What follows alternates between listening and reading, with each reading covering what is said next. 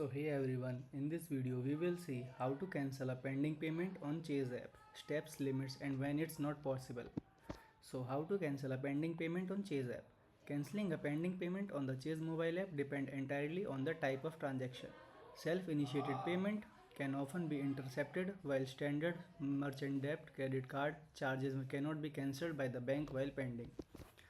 So if you schedule a Chase online bill pay, an internal transfer or an external ACH transfer, you can cancel it via the app if you act before the processing cutoff time.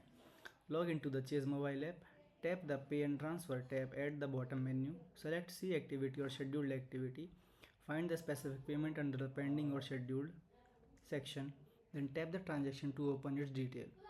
Select Cancel Payment and confirm the choice. When cancellation is usually possible. Scheduled bill payment that have not started processing yet. Some pending bank payment or transfer that still show a cancel button. Certain daily payments that remain in a pending state.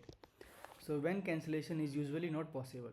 Debit card purchase already authorized by a merchant. Credit card purchase that are pending an authorization.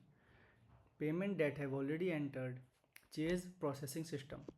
So what to do if you can't cancel? Contact the merchant first and ask them to avoid or reverse the charge before it posts. This is often the fastest solution.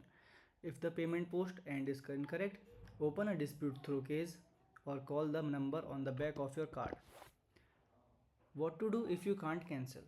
If it's an urgent online bill payment error, contact Chase customer support immediately. Some customers report successful same-day intervention when calling quickly. Through outcomes where. Thank you.